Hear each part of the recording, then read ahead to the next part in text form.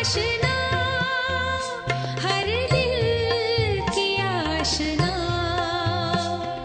बन करके ज्ञान चंद्रमा देते प्रकाश हो, आते नजर नहीं पर मेरे साथ साथ हो। तुम तो यहीं कहीं बाबा मेरे आस पास हो, आते नजर नहीं पर मेरे साथ साथ हो। तुम तो यहीं कहीं बाबा।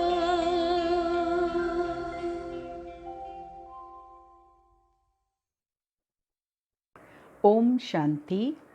बाबा कहते बच्चे, किसी भी व्यक्ति में तुम्हारा मोह नहीं होना चाहिए, न व्यक्ति में, न वैभव में, न वस्तु में। तुम बच्चों को अपने को आत्मा समझ और परमात्मा की स्मृति में रहना है। आत्मा को पवित्र बनाने के लिए बाबा ने जो दिव्य गुण दिए हैं उनकी धारणा करो, पवित्रता की पालना करो और बाबा से योग रखो तो आत्मा उच्च बनती जाएगी। 14 तारीख की वाणी है, मीठे बच्चे, इस शरीर की वैल्यू तब है जब इसमें आत्मा प्रवेश करे, लेकिन सजावट शरीर की होती है, आत्मा की नहीं। प्रश्न, तुम बच्चों का फ़र्ज़ क्या है? तुम्हें कौन सी सेवा करनी है? उत्तर, तुम्हारा फ़र्ज़ है अपने हम जिन्स को नर से नारायण, नारी से लक्ष्मी बनने की युक्ति बताना। तुम्हें अब भारत की सच्ची रूहानी सेवा करनी है। तुम्हें ज्ञान का तीसरा नेत्र मिला है तो तुम्हारी बुद्धि और चलन बड़ी रिफाइन होनी चाहिए, किसी में मोह जरा भी न हो। गीत, नयनहीन को राह दिखाओ प्रभु। ओम शांति। डबल शांति। तुम बच्चों को रिस्पॉन्ड करना चाहिए। ओम शांति। हमारा स्वधर्म है शांति। तुम अभी शांति के लिए थोड़े ही कहाँ जाएंगे। मनुष्य मन की शांति के लिए साधु संतों के पास भी जाते हैं ना। अब मन बुद्धि तो है आत्मा के ऑर्गन। जैसे यह शरीर के ऑर्गन्स हैं, वैसे मन बुद्धि और चक्षु, अब चक्षु जैसे यह नयन है वैसे वह नहीं है। कहते हैं, हे प्रभु, नयनहीन को राह दिखाओ प्रभु। अब प्रभु व ईश्वर कहने से वह बाप का लव नहीं आता है। बाप से तो बच्चों को वर्षा मिलता है। यहाँ तो तुम बाप के सामने बैठे हो, पढ़ते भी हो। तुमको कौन पढ़ाते हैं? तुम ऐसे नहीं कहेंगे कि परमात्मा व प्रभु पढ़ाते हैं। तुम कहेंगे शिव बाबा पढ़ाते हैं। बाबा अक्षर तो बिल्कुल सिंपल है भी बाप दादा। आत्मा को आत्मा ही कहा जाता है। वैसे वह परमात्मा है। वह कहते हैं, मैं परमात्मा यानी परमात्मा तुम्हारा बाप हूँ। फिर मुझ परमात्मा का ड्रामा अनुसार नाम रखा हुआ है शिव। ड्रामा में सबका नाम भी चाहिए ना। शिव का मंदिर भी है। भक्ति मार्ग वालों ने तो एक के बदले अनेक नाम रख दिए हैं और फिर ढेर के ढेर मंदिर बनाते रहते हैं। चीज़ एक ही है। सोमनाथ का मंदिर कितना बड़ा, कितना सजाते हैं। महलों आदि की भी कितनी सजावट रखते हैं। आत्मा की तो कोई सजावट नहीं है, वैसे परमात्मा की भी सजावट नहीं है। वह तो बिंदी है। बाकी जो भी सजावट है वो शरीरों की है। शरीर को सजाएंगे, शरीर को जेवर पहनाएंगे, हीरा मोती रत्न पहनाएंगे, आत्मा को नहीं। आत्मा को तो पवित्रता का ताज पहनाएंगे, लाइट का ताज। आत्मा सतो प्रधान बन जाए, सतो प्रधान बनेगी तो शरीर भी सतो प्रधान मिलेगा। वह शरीरों की है। बाप कहते हैं न हमारी सजावट है न आत्मा की सजावट है। आत्मा है ही बिंदी, इतनी छोटी बिंदी तो कुछ पार्ट बजा न सके। वह छोटी सी आत्मा शरीर में प्रवेश करती है तो शरीर को कितने प्रकार की सजावट होती है। मनुष्यों के कितने नाम हैं, किस किंग क्वीन की सजावट कैसे होती है। आत्मा तो सिंपल बिंदी है। अभी तुम बच्चों ने यह भी समझा है, आत्मा ही ज्ञान धारण करती है। बाप कहते हैं मेरे में भी ज्ञान है ना, शरीर में थोड़े ही ज्ञान होता है। मुझ आत्मा में ज्ञान है, मुझे यह शरीर लेना पड़ता है तुमको सुनाने के लिए। शरीर बिगड़ तो तुम सुन न सको। अब यह गीत बनाया है, नयनहीन को राह बताओ। क्या शरीर को राह बतानी है? नहीं, आत्मा को। आत्मा ही पुकारती है। शरीर को तो 2 नेत्र हैं, 3 तो हो न सके। तीसरे नेत्र का यहाँ तिलक भी देते हैं। कहाँ? मस्तिष्क में। कोई सिर्फ बिंदी मुआफिक देते हैं, कोई लकीर निकालते हैं। बिंदी तो है आत्मा, बाकी ज्ञान का तीसरा नेत्र मिलता है। आत्मा को पहले यह ज्ञान का तीसरा नेत्र नहीं था। कोई भी मनुष्य मात्र को यह ज्ञान नहीं है, इसीलिए ज्ञान नेत्रहीन कहा जाता है। बाकी यह आँखें तो सबको हैं। सारी दुनिया में कोई को यह तीसरा नेत्र नहीं है। तुम हो सर्वोत्तम ब्राह्मण कुल के। तुम जानते हो भक्ति मार्ग और ज्ञान मार्ग में कितना फर्क है। तुम रचता और रचना के आदि मध्यंत को जानकर चक्रवर्ती राजा बनते हो। जैसे ICS वाले भी बहुत ऊंचा पद पाते हैं, परंतु यहाँ कोई पढ़ाई से MP आदि नहीं बनते हैं। यहाँ तो चुनाव होते हैं, वोट्स पर MP आदि बनते हैं। अभी तुम आत्माओं को बाप की श्रीमत मिलती है और कोई भी ऐसे नहीं कहेंगे कि हम आत्मा को मत देते हैं। वह तो सब हैं देह अभिमानी। बाप ही आकर देही अभिमानी बनाना सिखलाते हैं। सब हैं देह अभिमानी। मनुष्य शरीर का कितना भपका रखते हैं। यहाँ तो बाप आत्माओं को ही देखते हैं। शरीर तो विनाशी, वर्थ नॉट ए पैनी है। जानवरों की तो फिर भी खाल आदि बिकती है। मनुष्य का शरीर तो कोई काम का नहीं आता। मनुष्यों का शरीर तो कोई काम का नहीं है। जानवरों की तो फिर भी खाल आदि बिक जाती है। अब बाप आकर वर्थ पाउंड बनाते हैं। तुम बच्चे जानते हो अभी हम सो देवता बन रहे हैं, तो यह नशा चढ़ा रहना चाहिए, परंतु यह नशा भी नंबरवार पुरुषार्थ अनुसार रहता है। धन का भी नशा होता है ना।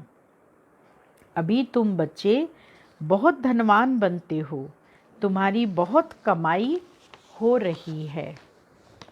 तुम्हारी महिमा भी अनेक प्रकार की है। तुम फूलों का बगीचा बनते हो। सतयुग को कहा जाता है गार्डन ऑफ फ्लावर्स।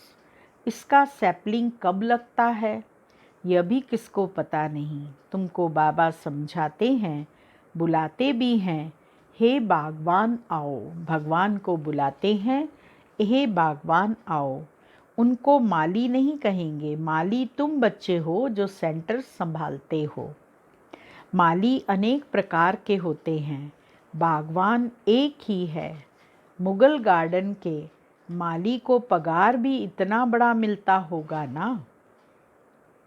बगीचा ऐसा सुंदर बनाते हैं जो सब देखने आते हैं। मुगल लोग बहुत शौकीन होते थे। उनकी स्त्री मरी तो ताजमहल बनाया। शाहजहाँ की स्त्री मरी मुमताज़ महल, तो उन्होंने उसकी याद में ताजमहल बनाया।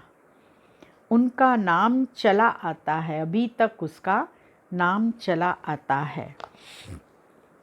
कितने अच्छे अच्छे यादगार बनाए हैं। तो बाबा समझाते हैं, मनुष्य की कितनी महिमा होती है। मनुष्य तो मनुष्य ही है। लड़ाई में ढेर के ढेर मनुष्य मरते हैं, फिर क्या करते हैं? ढेर के ढेर मर जाते हैं तो गाड़ने का भी जगह नहीं होती, जलाने की भी जगह नहीं होती, तो घासलेट पेट्रोल डाल सबको इकट्ठा जला देते हैं। कोई तो ऐसे ही पड़े रहते हैं, कोई पड़े भी रहते हैं। इतना कहाँ फुर्सत है कि सब लाशों को इकट्ठा करो और फिर उनको जलाओ। इसीलिए कई पड़े भी रहते हैं, दफन थोड़े ही करते हैं। कुछ भी मान नहीं। तो अब तुम बच्चों को कितना नारायणी नशा चढ़ना चाहिए। यह है विश्व के मालिक बने का नशा। सत्यनारायण की कथा है तो ज़रूर नारायण ही बनेंगे। आत्मा को ज्ञान का तीसरा नेत्र मिलता है। देने वाला है बाप। तिजरी की कथा भी है। इन सब का अर्थ बाप बैठ समझाते हैं। कथा सुनाने वाले कुछ भी नहीं जानते। अमर कथा भी सुनाते हैं।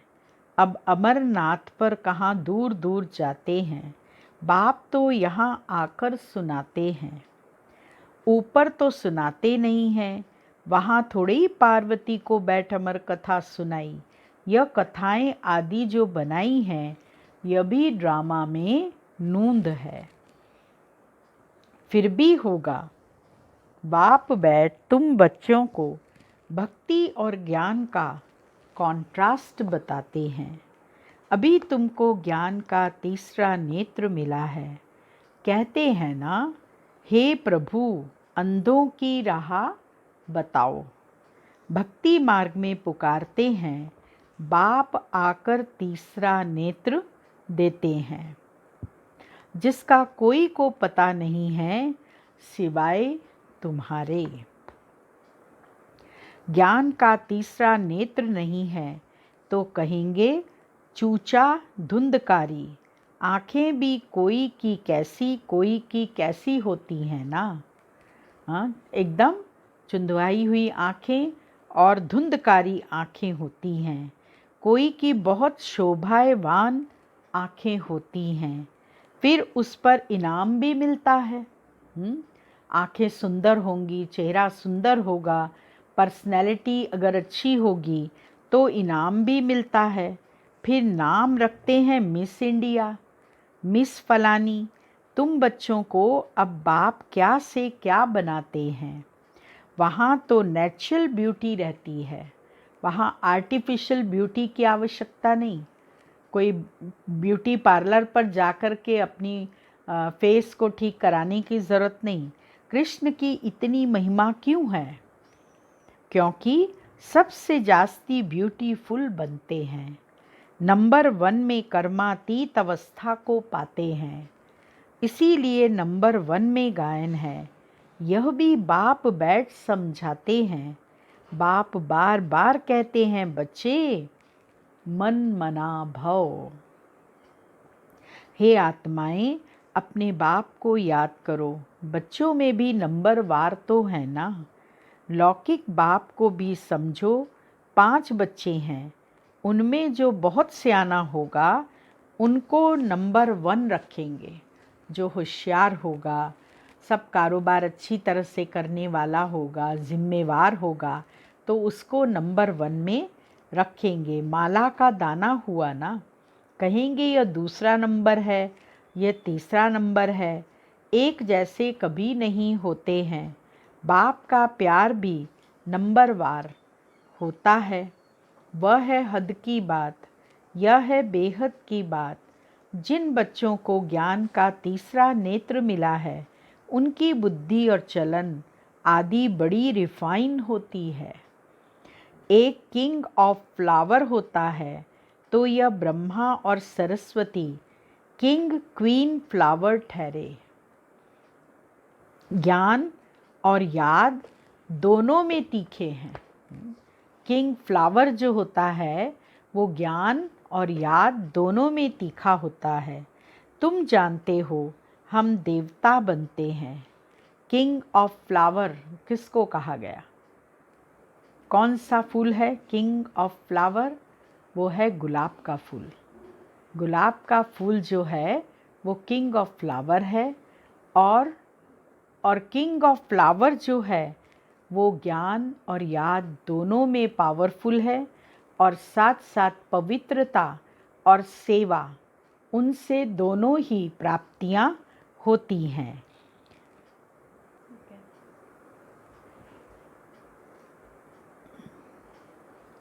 ज्ञान और याद दोनों में तीखे हैं।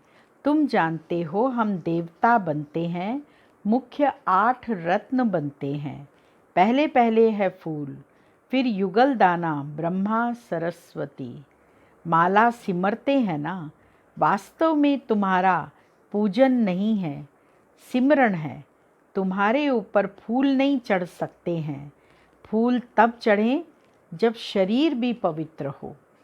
तुम्हारी पूजा नहीं हो सकती, तुम्हें फूल नहीं चढ़ा सकते, क्योंकि शरीर पवित्र नहीं है।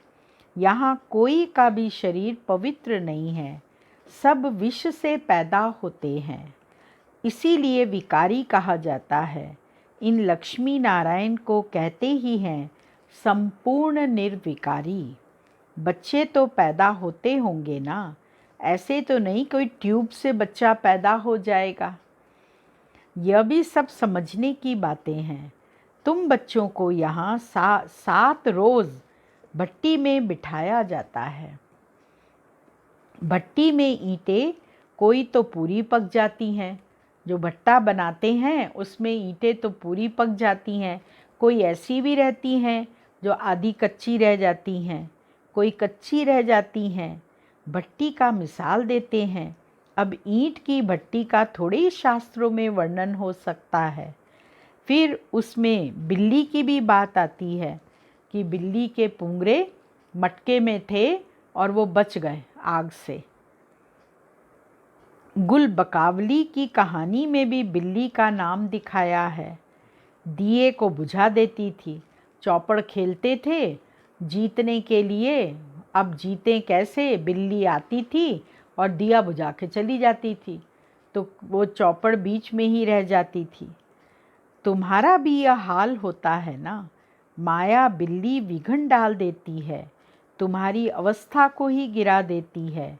दे अभिमान है पहला नंबर, फिर और विकार आते हैं। मोह भी बहुत होता है। बच्ची कहे मैं भारत को स्वर्ग बनाने की रूहानी सेवा करूंगी। मोहवश माँ बाप कहते हम अलाउ नहीं करेंगे। यह भी कितना मोह है। तुम्हें मोह की बिल्ली या बिल्ला नहीं बनना है। तुम्हारी एम ऑब्जेक्ट ही यह है। बाप आकर मनुष्य देवता, नर से नारायण बनाते हैं।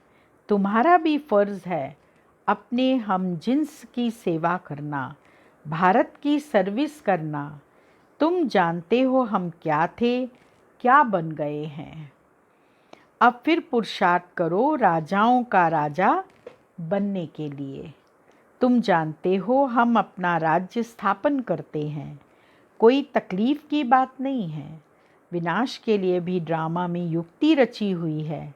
आगे भी मूसलों से लड़ाई लगी थी। जब तुम्हारी पूरी तैयारी हो जाएगी, सब फूल बन जाएंगे, तब विनाश होगा। कोई किंग ऑफ फ्लावर है, कोई गुलाब, कोई मोतिया है। हर एक अपने को अच्छी रीति समझ सकते हैं कि हम अक हैं व फूल हैं। बहुत हैं जिनको ज्ञान की कुछ धारणा नहीं होती है। नंबरवार तो बनेंगे ना, या तो बिल्कुल हाईएस्ट या तो बिल्कुल लोएस्ट। राजधानी यहाँ ही बनती है। शास्त्रों में तो दिखाया है पांडव गल मरे, फिर क्या हुआ?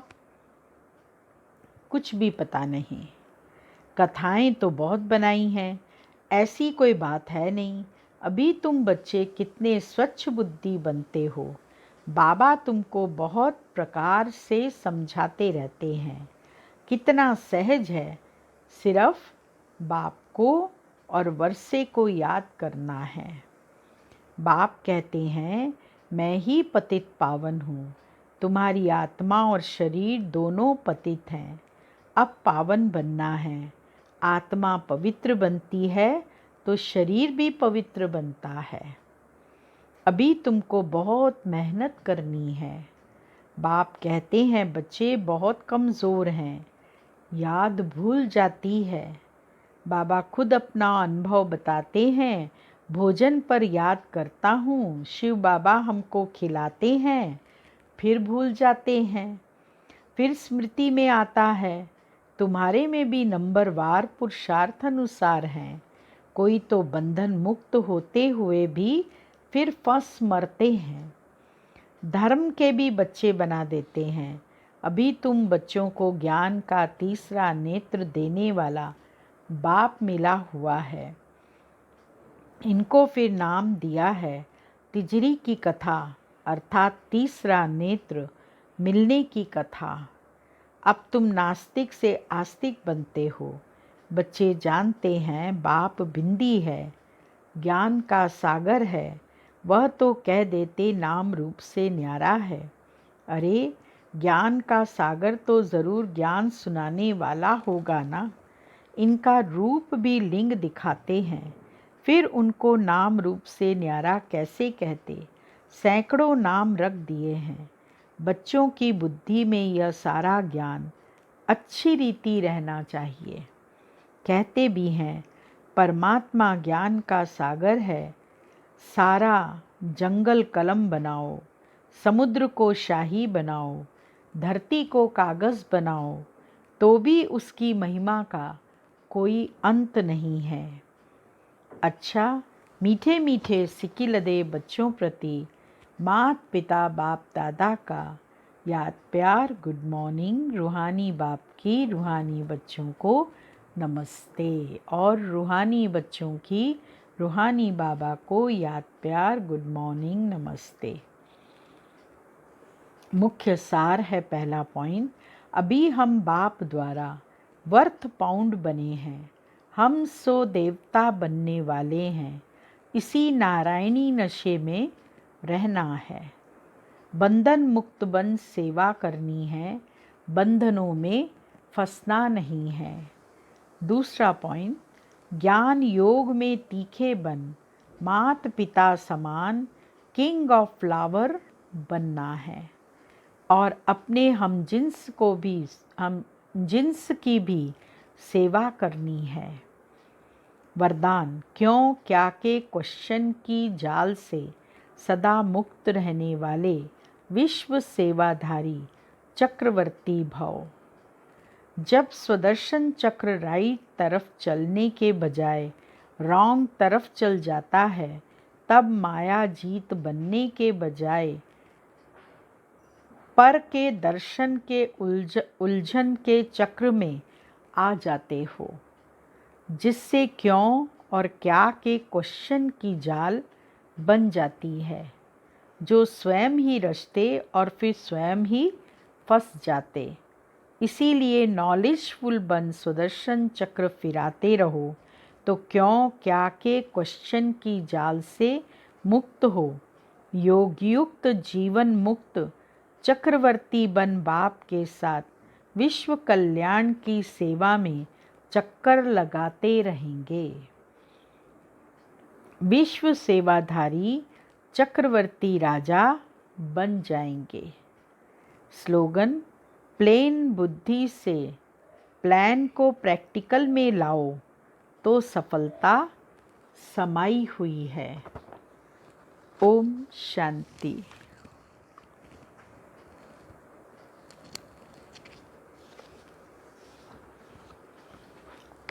अव्यक्ति इशारे का पॉइंट है, जैसे कोई के ऊपर किसका हाथ होता है तो वह निर्भय और शक्ति रूप हो, कोई भी मुश्किल कार्य करने को तैयार हो जाता है।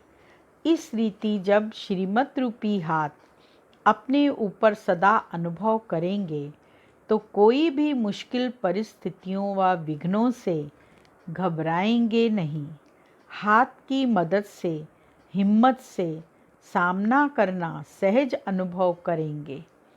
कितना भी भयानक स्थान है लेकिन साथी शूरवीर है तो कैसा भी कमज़ोर शूरवीर लेकिन साथी शूरवीर है तो कैसा भी कमज़ोर शूरवीर हो जाता है। ओम शांति।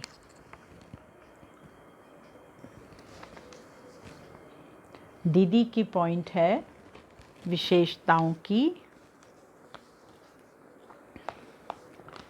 सच्ची पतिव्रता, सतीव्रता, पिताव्रता, सदा तुम्ही संग खाऊं, तुम्ही संग बैठूं, तुम्ही से रास रचाऊं, ऐसी एक व्रता होकर सदा एक के ही गुण गाते, आज्ञाकारी, वफादार, ऑनेस्ट बनकर रही, कभी किसी वस्तु व्यक्ति की तरफ आकर्षित नहीं हुई। Number 1, godly student. आप लौकिक में स्कूल नहीं गई, लेकिन भगवान का नंबर 1 स्टूडेंट बनकर आप सबकी टीचर बन गई। आप क्लास में कभी भी बिना कॉपी पेन के नहीं गई। आपको बाबा के महावाक्यों से, मुरली से अति प्यार था। बहुत ध्यान से सबसे आगे बैठकर मुरली सुनती और उनसे बहुत अच्छे गुहे प्रश्न निकालती और सबको उससे रिफ्रेश करती थी।